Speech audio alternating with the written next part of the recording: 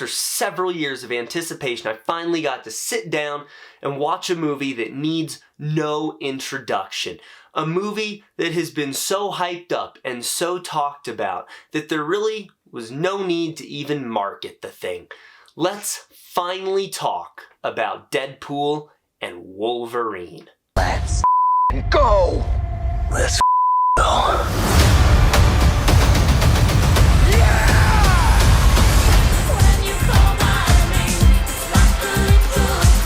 And don't worry, there will not be any spoilers in this review. This is 110% spoiler free. I carefully wrote my script to ensure I wouldn't give anything away for anyone who doesn't want to know anything. In fact, usually when I review movies, anything that is official Marvel marketing is on the table, but I'm actually trimming down the amount of marketing I'm using just to super ensure I don't spoil anything. The only two pieces of marketing I will be using as reference for what I can talk about is the first two trailers for the movie. Deadpool and Wolverine gets a couple interesting distinctions. One, it's the first Deadpool outing in the MCU.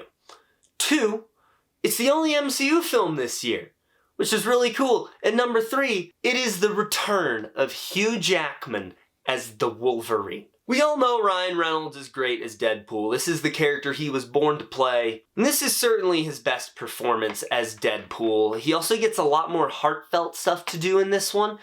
There are a lot of jokes, a lot more jokes than the other two Deadpool movies, but every once in a while the movie gets super serious, and you see that reflected in Deadpool 2, and I think Ryan plays the distinction very well between Deadpool when he is being lighthearted, Deadpool when he's being more vulnerable, and I guess the third one actually of Deadpool when he's super desperate, which we've seen in some of the marketing, and I'm not going to get into much. Without giving anything away, the thing that kicks off the story is when the TVA comes to get Deadpool saying they have a mission for him.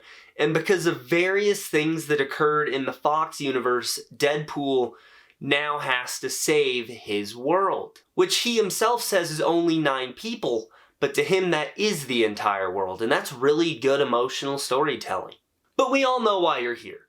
Ryan knows why you're here. It's not like the entirety of this movie's marketing was built around a certain person. Hugh Jackman returns as Wolverine in this movie.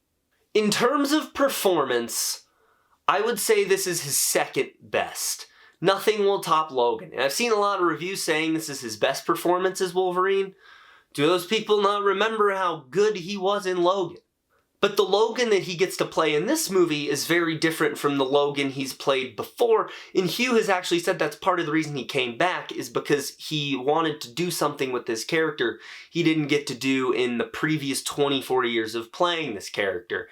And yeah, sure, one of those things is they finally gets to wear the yellow costume, but performance-wise and writing-wise for the character, it's Logan in a different place than we've ever gotten to see him, which I think really sets him apart from the Logan we're used to. It's a different Logan, different timeline. The trailers have made no secret of telling us that, and it feels like a different Logan. Hugh plays him differently, he behaves differently, he swears a lot. He's the meanest, most depressed, and most violent Logan that we've ever seen on screen.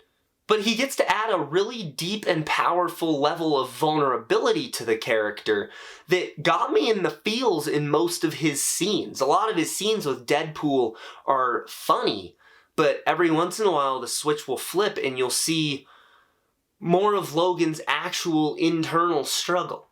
To say that Wolverine is the main character of the movie is not true at all. There's a reason his name is second. But to say that he's the best character of the movie is absolutely true. That's not to say that Deadpool is overshadowed in the movie at all. He is the main star, the story revolves around him, the emotional center of the story revolves around him, and as much as I love Wolverine in the movie, I think Deadpool's character arc is actually the stronger of the two. In terms of screen time, I think it's something that needs to be talked about, because there are a lot of people who will go into this movie either A, expecting the Wolverine show, or B, expecting Wolverine to not be in much of it, and both of those are not at all how the screen time works in this movie. Wolverine's introduced fairly early into the story, but for the first 30 to 45 minutes of the movie, he kind of falls into the background and just feels like he's there for the ride while other things and other characters take center stage. But around halfway through the movie, you really start to see Logan come into his own as a character, and then it lives up to the title of Deadpool and Wolverine. Not sure why people would think this is a Wolverine movie, though. There's a reason that his name appears after Deadpool's, and in fact, his name originally wasn't even in the title of the movie. Ryan Reynolds confirmed the movie was originally going to be called Deadpool and Friends, but they renamed it because people didn't like that title when it leaked. However, not every character is as strong and has the depth that the two leads do. For example, Cassandra Nova, our villain of the movie. I was very interested to see what they would do with Cassandra because it's safe to say that she is one of the craziest characters in comic books. I want to know what Grant Morrison was on when he thought of Cassandra. And the thought of seeing her on screen was really interesting to me because she's a villain that shouldn't really work on screen. And the best way I can sum up Cassandra Nova is that when she's in the movie, she's cool. I think Emma Corrin is in 4 or 5 scenes. Now, when she's on screen, she's good. Her performance in the movie is phenomenal. She is great as this character. But she's in so little of the movie that I kept forgetting she was in it.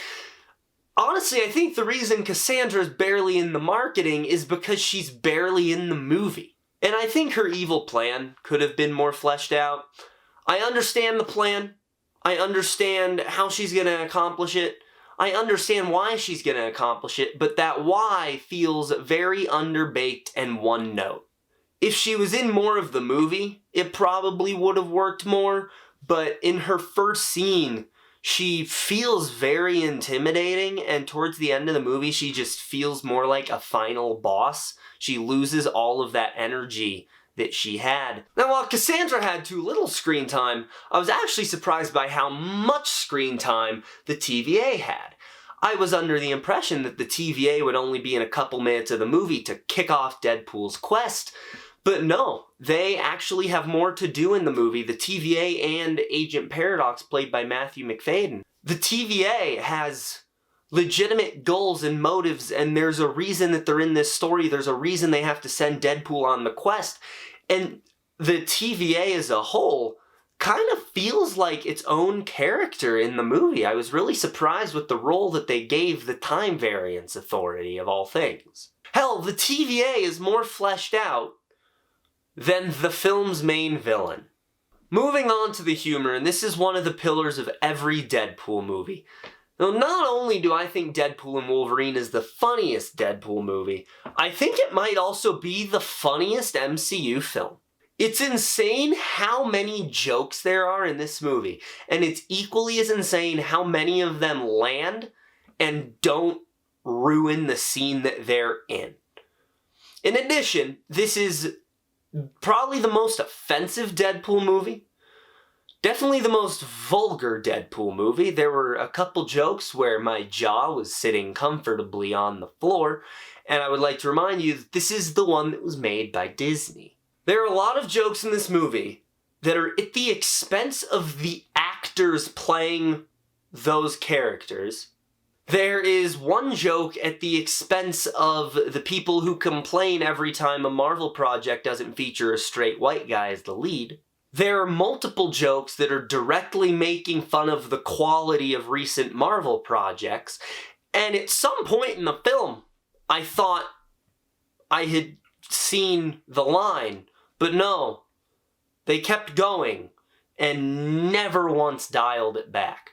That said, for all the jokes in the movie that work, there are the ones that really do not work.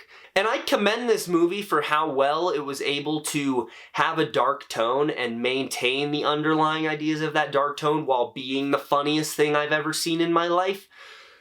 But there were certain times where there would be characters who would just sit there and crack wise for minutes on end. And there were times where Deadpool would make a joke that was really funny, and certain characters would bounce off it with their own one-liners, and it got less and less funny with every word that was spoken. And it's made very ironic by the fact that this movie is making fun of the MCU, and then goes and does one of the things that I most hate the MCU for doing. In fact, the movie does commit a couple cardinal MCU sins while acting like it doesn't and making fun of other MCU movies. The first and third acts of this movie are genuinely phenomenal, especially the third act. The second act, at points, gets a bit boring. The gimmick starts to get old, the jokes start to feel repetitive, and at points the movie starts to feel samey with things we had seen A, earlier in the movie, and B, in other MCU films. With that, let's talk cameos. This movie has several.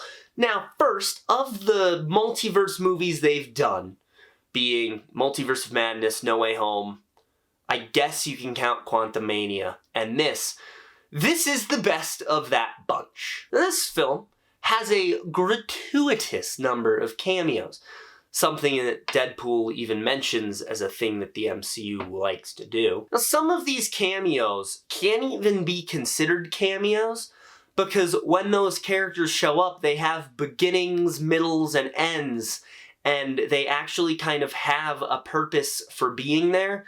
And when I first watched the movie, I didn't quite pick up on that, but I've seen it twice now, and on the second viewing, knowing what I was going to be getting, I was able to pay more attention to what was there instead of thinking about my own expectations, and the roles of those particular characters made sense. The problem is, there are a lot of cameos in this movie that are there just to be there. The ones that are there to drum up excitement in a theater, but upon rewatch, don't hit at all and get kind of annoying. How do I know this? Because on my second viewing, I didn't care about those cameos. Another big pillar of every Deadpool movie is the action. Deadpool always has some of the sickest action. Just look at the first two movies. Any one of those fights I could throw on any given day and have a blast. I'm happy to announce that Deadpool and Wolverine has my favorite action of all of the Deadpool outings thus far. Except for one action sequence. Now, there were two fights that were left out of the marketing. Well, I guess there was one that was fully left out of the marketing, and one that was in a couple shots of the marketing, but cut into the trailer in such a way that you don't really realize what the fight's supposed to be. But that one let me down, because it's a fight that I've been anticipating for years, and it's a fight that meant so much to me and my childhood and my love for these characters. And all the other fights in this movie you can see, and they have Steadicam and they're shot very well. But this one, it was just super close up, and it had shaky cam and very fast cuts. And a lot of times, I couldn't tell what was happening in the fight. And that was a bummer. But all the other ones are good. The fight with Wolverine that we see in the trailers is fantastic. There's a couple other skirmishes, of course. And then there's one fight in the third act I won't say anything about, but I think it might be my new favorite Deadpool action sequence. There is also one post-credit scene in the movie at the very end of the credits, so stay all the way through. But you need to manage your expectations for the post-credit scene. Before the movie came out, word was getting around that it is a universe-changing, MCU-changing post-credit scene. It's not. It's a really good post-credit scene. In fact, it's one of my favorite post-credit scenes in the MCU. But don't go into it expecting some, like, Thanos at the end of Avengers level post-credit scene. Some Nick Fury at the end of Iron Man post-credit scene. It's not one of those, but it's still a really good post-credit scene. To sum it all up, I had an absolute blast with Deadpool and Wolverine. Ryan Reynolds was great as always, and it was of course fantastic to see Hugh Jackman don the claws again. The movie's far from perfect, but I'd be lying if I said it wasn't exactly what I both wanted and needed. It's less of a movie on its own and more of a love letter for the Fox universe, made specifically for the fans who grew up on those films. Lastly, the question that a lot of people will be asking going into this movie and coming out of this movie is, does this course correct the MCU and put it back on track? And as much as I enjoyed the movie, I'm gonna say no. It does not course correct the MCU. It points it in the right direction though, and that's a plus. It sticks a band-aid on a really massive wound, but it's gonna take more bandaging to fix it. Well, there you guys have it. That is my review for Deadpool and Wolverine. What did you think of my review as well as the movie if you have seen it already? Let me know all of that down in the comments below, but no spoilers for the people who have not seen it. And as always, leave a like on this video, subscribe, and click on the bell icon to receive all notifications from the MCU HQ, because I've got more videos on Deadpool and Wolverine coming. But that's going to be it. Have a great day, guys.